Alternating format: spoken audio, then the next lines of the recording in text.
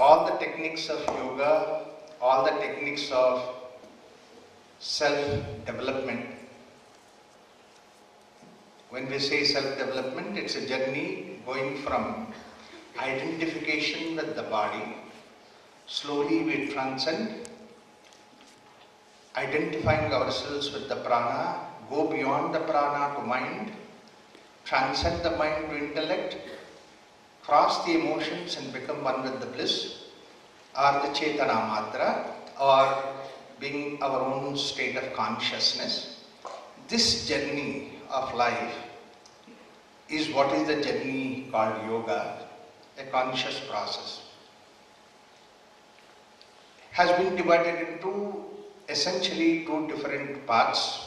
One is the method of discipline, abhyasa, and the other is the method of non-attachment, vairagya, let go. The method of discipline further divided into two different categories. One category is where you have specific practices called Raja Yoga, and the way that you can manage the daily activity to contribute towards this journey, that's what is Karma Yoga.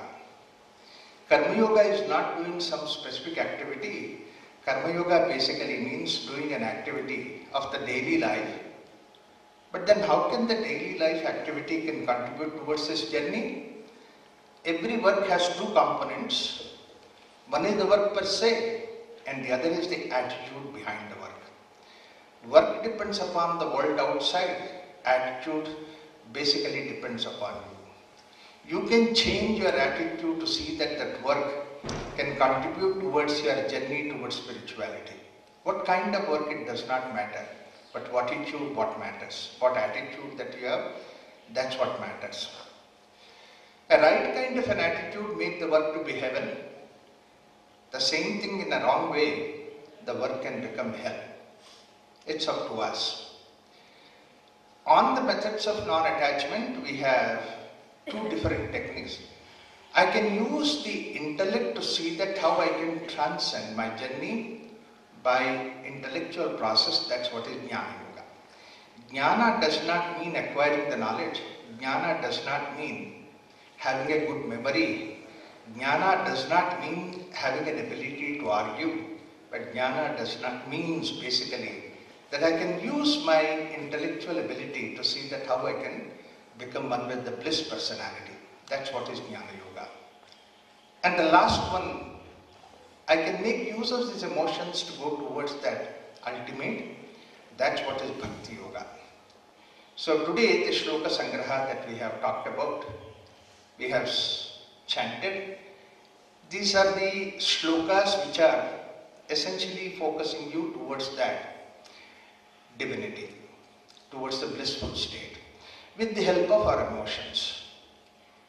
In fact, the most important of all the techniques is this Bhakti Yoga, for the simple reason that the most powerful instrument within us is these emotions. Unfortunately, today, in the education system, we have hardly anything to train our emotions. It's so much focused on the intellect, very little given as a support at the intellectual, at the emotional level. But when you are pushed into the life, the problems of life are not essentially intellectual, but they are mostly connected with our emotions. That's where basically we enter into all kinds of confusions. That's why Bhakti Yoga becomes particularly very important in today's world, because that we know how to handle the emotions. When we say emotions, it's not that we have too many emotions. There's only one emotion that we have. That's what is love. And love itself manifests in various forms. It manifests when you are in the state of meeting with somebody who is in need. It manifests in the form of compassion. The same thing, you go to a child, and towards the child when you have love, you have a special word in Sanskrit, we call it as Vatsalya. The same thing that when you go to somebody who is an elderly, learned, both age-wise as well as the knowledge-wise, you feel like touching his feet, you feel like going in front of him. That same love manifests in the form of a respect. So this love is one emotion which can take all these different forms. But why those things take in different forms? To see that you can transcend beyond the material level and go to the spiritual level of that particular person.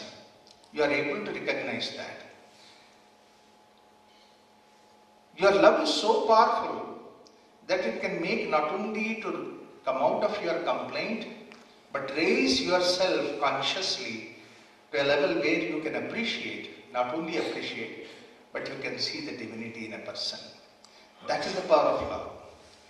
A conscious journey which takes you from complaint to tolerate, to accept, to appreciate, and finally a respect in the world.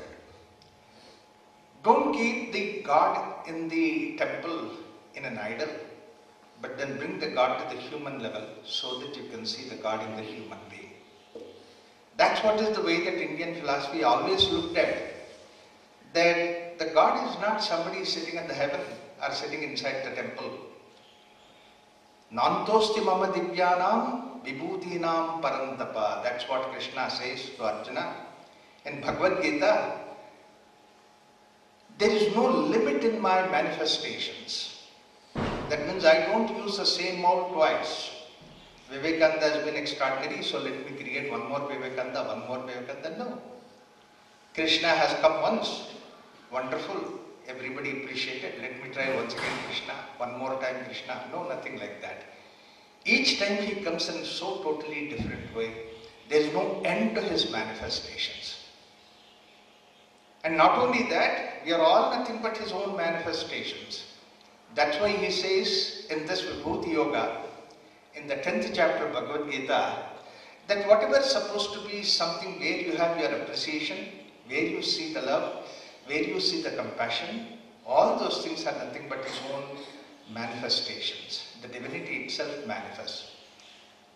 That's what he says, that look, whatever that you appreciate in somebody, whatever that you really like in somebody, whatever that you feel respectful in somebody, it's all nothing but me. There is nothing else other than me which manifests in that way. And it is that quality which created that human being, which that person is identified with. That's what Krishna says in Bhagavad Gita, 10th chapter, that all these things are me only. That means to say, essentially, if you look at somebody and see something that you can appreciate, wow, how wonderful it is, how nice it is. That means you're actually looking at the divinity. You're not looking at anything else. But the moment that you look at somebody and constantly complain, horrible, bad, this, that means basically that you are looking the demon. So, if you start looking at something which you can appreciate in the others, when can you do it? When you start appreciating within yourself. You look at yourself something positive, something nice, something which is growing, which is helping. The same thing that you look at the world outside. Let me just recollect the way that how our journey happened when we first started this Prashanti 30 years ago. Hardly one bus used to come in the morning to Jigini from Bangalore and one bus in the evening. And the same bus would go from here back to Bangalore. That was the only bus. On the weekends we used to come here, there was no other building, no other structure excepting Vasishta. So on Friday evening after finishing my work, I would just go home, take a bath and fresh, nice, wonderful white clothes, come to the bus stop. The bus conductor would recognize me that I am somebody going to Prashanti Ashram. They used to call it an ashram. So naturally, he would provide a nice place in the bus. But you know what happens. The only bus in the evening coming to this village, covering at least 20-30 villages around here. And usually what happens in the rural buses, if there are place for 30 people, there are always 40 to 50 people in the bus. So naturally, the bus is crammed. And now one fellow comes and sits next to me, coming from one of the villages nearby, having spent the whole day in the city market selling his produce. You can just imagine, a ton of dust he might have gathered on his body, comes and sits next to me. The trouble starts. I'm pained. I'm uncomfortable. He's comfortable. He's dirty. I'm unhappy. He's happy. He's smelling. I'm in trouble, not he. Look at this. And then now, I have to tolerate him for next 1 hour journey till I come to Jigini. I shrink and he expands. More comfortably he sits. I know a little bit of pranayama, but I can't hold my breath for 1 hour. Wow. It's not one day's experience. It's an experience every weekend. Second weekend, third weekend. After 3-4 weekends experience, I said, why am I unhappy? And he is happy. With all my sophistication, with all my learning, with all my knowledge, I am unhappy. And that fellow, unschooled village fellow, he is happy. Suddenly I realized one day that the cause for my unhappiness is neither the education nor illiteracy. My happiness does not depend upon my cleanliness or my dirt, but it depends upon my own complaint. And this is in my mind, it's in my heart. Can I rise myself from the level of complaint to tolerate? The moment I tolerate him, I don't have any more suffering. I sit down, he also sits. For an hour we journey, and then he gets down and goes to his place. I get down and come here. One day I was reading Ramakrishna Paramahamsa, where he said, in one of the satsangs, he said, we must tolerate every faith, we must tolerate every religion, we must tolerate every understanding. Suddenly, something hit him on his head, like he went into trance, samadhi, and when he came back from samadhi, he expressed his realization in samadhi. He said, Divine Mother tells me, it's not to tolerate, but it is to accept. What a wonderful transformation, because when I say I tolerate you, it presupposes that anyway you are bad, but I am so good that I tolerate you. It's actually self-praising. Whereas the moment I say I accept you, that means you may have some lacuna, I also have some difficulties. I may have some qualities, you also have some qualities.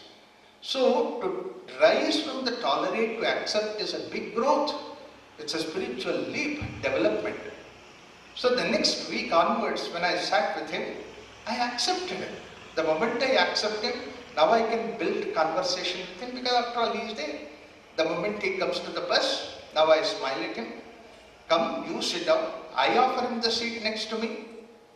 Earlier when I shrink, he would ask his friend, come and sit there. Now rather than that, I will ask his friend, come, who also join. So all three of us we sit. Now I accept him. Naturally I end up in conversation with him. Ask him that, where are you coming from? He says, Nesanur. Oh, it is next to the ashram. I know, sir, that you are going to the ashram. So what did you bring today to the village, to the city? Some vegetables. So whole day that you have been selling vegetables, yeah. How much did you make money? Nothing much. 600-700 rupees? Yeah, 700 rupees. Hey, you say nothing? You have so much money now. So what are you going to do with that? What? So much of expenses, so many things that are there. I think you are going to drink. Oh, I never drink in my life. Hey, last week I saw you sitting in Jigini in that shop. And that's only one time. See, now slowly he agrees. He says, okay, do one thing. Keep 40 rupees for your drinks. Rest of the money you give it to your wife. Okay? Because she has to run the family. Sir, 40 rupees is too less. Can I have 100 rupees? See, he is requesting me. Money is with him. He is going home. I don't even know him. But look at the beauty. The moment that you accept and conversation you develop, a lot of things that you can do with that. Now, earlier when I had complained, this journey for 1 hour used to look eternity. Now that journey looks like 5 minutes. We are already in Jigini. And we get down in Jigini, he will say, sir, I will come along with you so that you can go to the ashram. I go further ahead. I have a company to walk for an hour. What a wonderful state. Now, where is that advantage coming from? It is all coming from the simple level that you raised yourself from the complaint to tolerate to accept. And this is what is a spiritual journey. Bhakti can give you, love can make you to do that. Only when you are in the state of love, You can accept, you can appreciate. Not only that, when you have that kind of an attitude, look at the way that villager you start appreciating. His innocence, his dependence on you is such a wonderful guy. See, the moment that you accept that you can go to the level of appreciation, do we consciously appreciate? It's a wonderful practice of spiritual journey, Bhakti Yoga. You don't have to sit in the temple, sing the bhajans, etc., etc. Bhakti Yoga simply means that whatever that is there in front of you, if you have an attitude to appreciate, you can see the divinity there. Look at the simple grass plant. What is that mechanism inside that grass plant? That it sends its roots into the soil, picks up something from the soil, and just brings out a 1 inch above, it can create a beautiful flower out of it. If I give you the whole lab, you will not be able to make a flower out of soil. The grass plant can do. Don't you think now you should pay your respect to the grass plant? Where does it come from? It comes from the sense of appreciation. And this is where basically your emotions can help you to rise, journey, step by step, little by little, until come to a level where you can see the divinity in the world. That's why it is said, if you do not find the God in God's creation, where else can you find? Where else can you search? After all, the painter is recognized by his painting. A singer is recognized by his song. You don't go to a singer like Lata Mangeshkar saying that you are a great singer, but your songs are horrible. You cannot say that. She is recognized because of her singing. The same way, God is recognized by His creation. That's why we have beautiful idea about God. The creation has become like Nataraja. Nataraja means basically he danced and the creation started. Now, why did he not create as a poetry? Why did he not say it as a artist painter? Because the painter can be separated from the painting, and music can be separated by the singer, but the dance cannot be separated from the dancer. The dancer himself is what is dance. The same way, you and me, we are nothing but that same dancing divine. We created this world. That's why this whole creation is like a wonderful, beautiful dance of Nataraja. If we have that attitude, then you can see the divinity in the world outside. And if you are able to see the divinity in the world outside, where else do you have to go to practice the Bhakti Yoga? Is it not in the day-to-day life? And once you reach that, you are no more at the body level, you are at the level of consciousness. Love is in between, and love brings you down to the prema, brings you down to the body level, it becomes kama.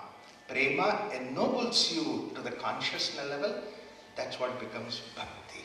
So, love we are all given. Now, what makes us is that this journey possible, that we all rise with the help of love to go towards that bhakti. Thank you.